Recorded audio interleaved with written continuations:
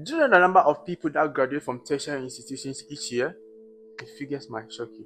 Alright, so guys, my name is Omini, as you know already, and today I'm here to present a research I made, fetching the question: are we going to get employment after university, and are there even more jobs on the job market for us? Stay with me.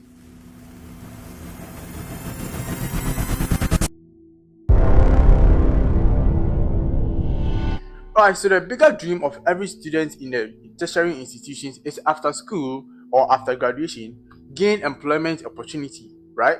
Yes, that is the bigger dream of every tertiary institution student. Okay, but then the question to ask is: are there job opportunities for us, or are there going to be employment opportunities for us, or this is the bigger question to ask. Okay, so according to the Ghana Tertiary Education Commission, a commission responsible for giving accreditations and regulating tertiary education, stated that on its website it had a number of 306 tertiary institutions registered as at 2025. Okay, and in these 306 institutions registered on its website, it had a total number of 109,874 people graduating from all these tertiary institutions every year. A total number of 109,874 people graduating each and every year. And guess what? Only 10% of this number gain regular job opportunities just after employee graduation.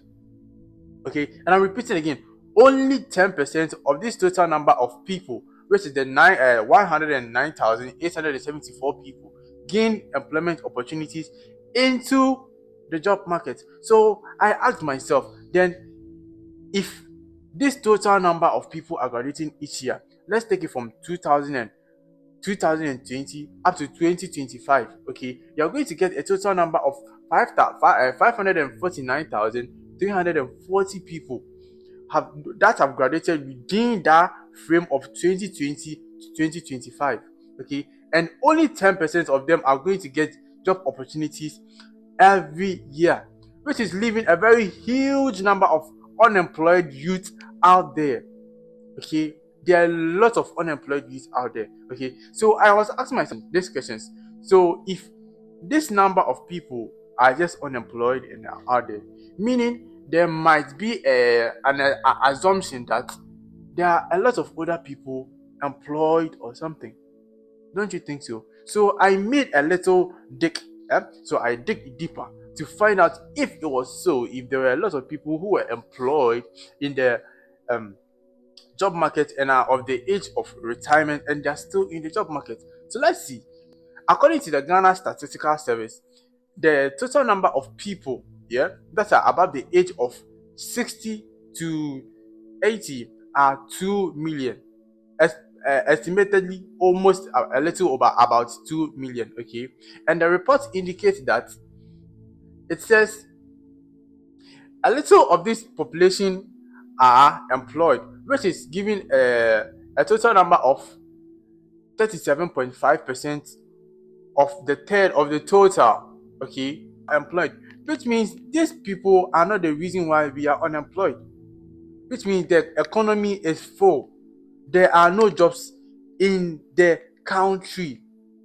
There are no jobs in the country for us.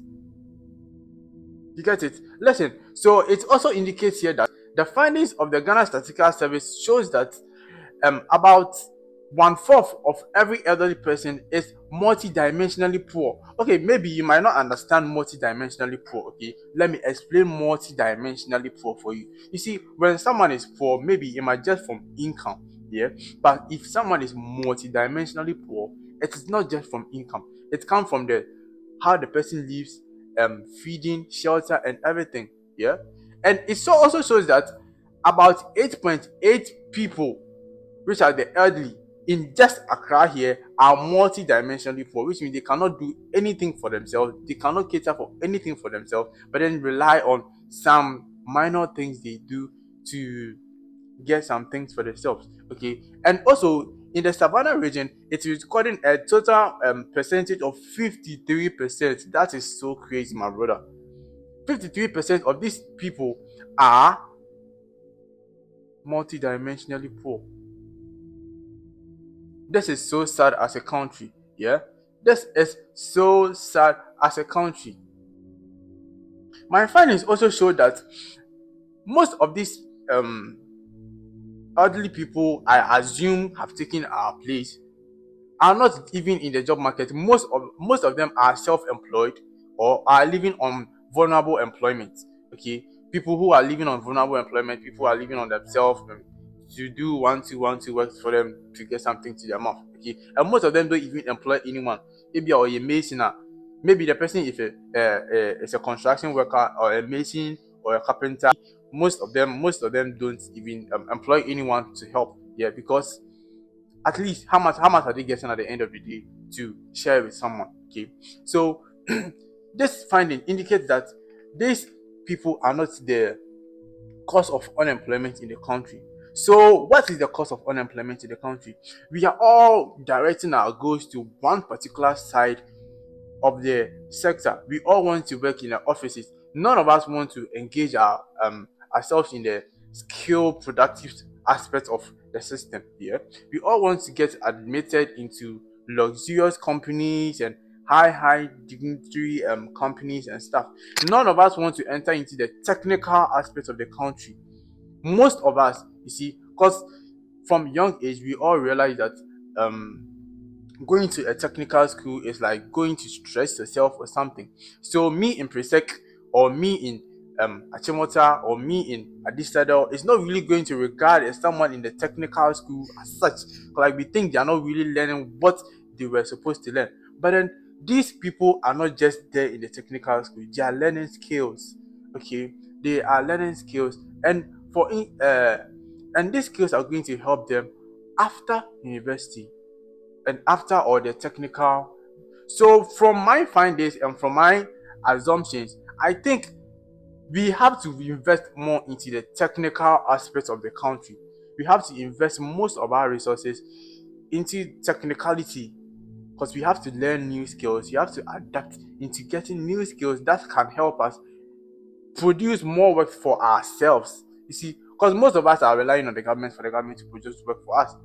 Me like this, if I graduate from the university, I'm thinking of maybe the government coming to provide work. And there's no work in the country because look at the number of people that are graduating each and every year, as are from 2020 to 2025 only. And 2026 is going to add, 2027 is going to add. When I'm going to graduate, the number will be too huge for me to get employed in the job market. Okay, if you are getting me, the thing is, the goal is your government is not going to give you a job. What you are doing, what you are learning in the university, after it all, you have to sum it up, yeah, and then get something worthwhile with your skill doing. I really suggest that we all invest our time and attention to learning a skill that will help us because like there are no job markets available. So learning a skill that can help you produce something for yourself to earn a living would absolutely be better. Okay, so my name is Omini and this is my findings for today. I might come your way again next week with another finding. If you find this video interesting, please hit the like button and make sure you subscribe.